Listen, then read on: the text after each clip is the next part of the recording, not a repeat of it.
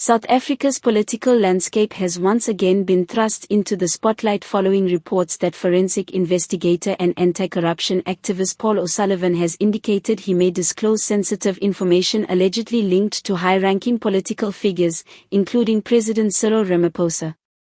While no official documentation has yet been released to the public, O'Sullivan's recent remarks have ignited intense debate across political circles, legal analysts, and social media platforms. His statements, according to various reports, suggest that he may be in possession of information that could raise questions about governance, transparency, and decision-making processes within the highest offices of the country. At this stage, it is critical to emphasize that these are emerging developments. No formal charges, court rulings, or verified findings have been announced implicating the president in wrongdoing related to the claims being discussed. However, in politics, perception alone can create powerful ripple effects. A climate already under pressure.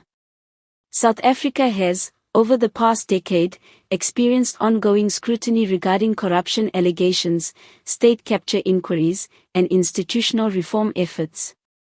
Since assuming office, President Ramaphosa has positioned himself as a reform-oriented leader, pledging to restore integrity within public institutions and strengthen anti-corruption frameworks.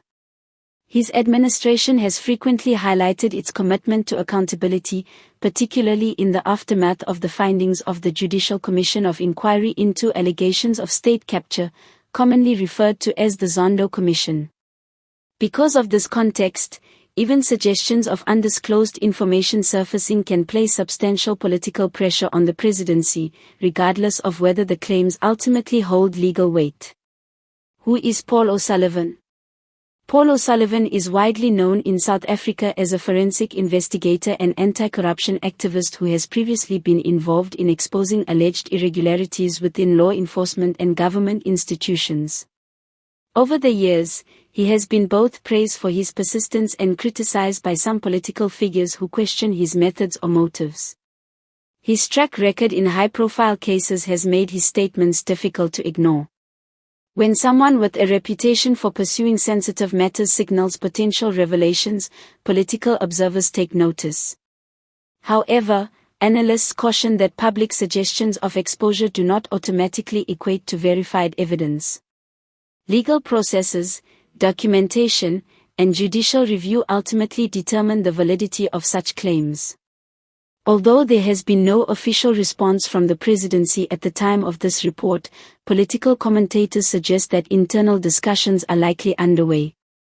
In situations involving public allegations, leaders often consult legal advisors and communications teams to determine the most strategic response.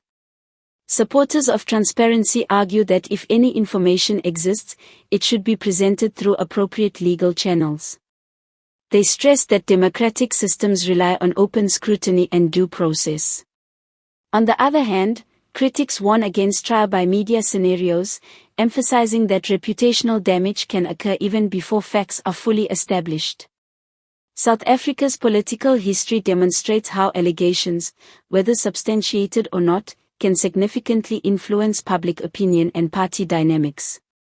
The governing party, the African National Congress, ANC, has been navigating a complex political environment, balancing internal party reform, public accountability, and upcoming electoral considerations. Any controversy involving the sitting president inevitably has implications beyond the individual. It can affect investor confidence, party unity, and voter sentiment.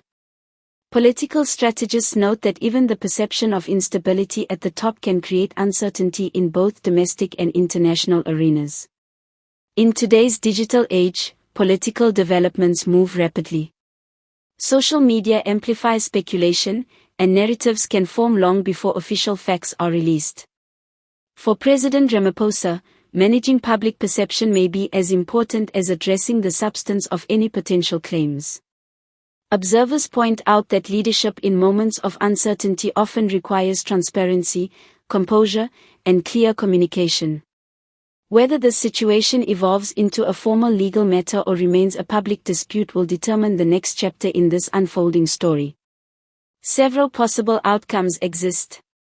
Formal disclosure: O'Sullivan could present documented evidence through legal channels. Public clarification: the presidency may issue a statement addressing the claims directly. No further action: the matter could gradually fade if no substantiated information emerges. Until verified documentation is presented, the situation remains one of political tension rather than confirmed legal controversy. South Africa's democracy is built on institutions designed to handle precisely these kinds of situations, through courts, commissions, and lawful investigation processes. Allegations and counter-allegations are not uncommon in dynamic political systems. For now, the nation watches closely as developments unfold. Whether this moment becomes a turning point in South Africa's political trajectory or simply another chapter in its ongoing debate over accountability and governance will depend on facts, evidence, and due process. As always, it is essential to separate speculation from verified information and allow legal mechanisms to determine the truth.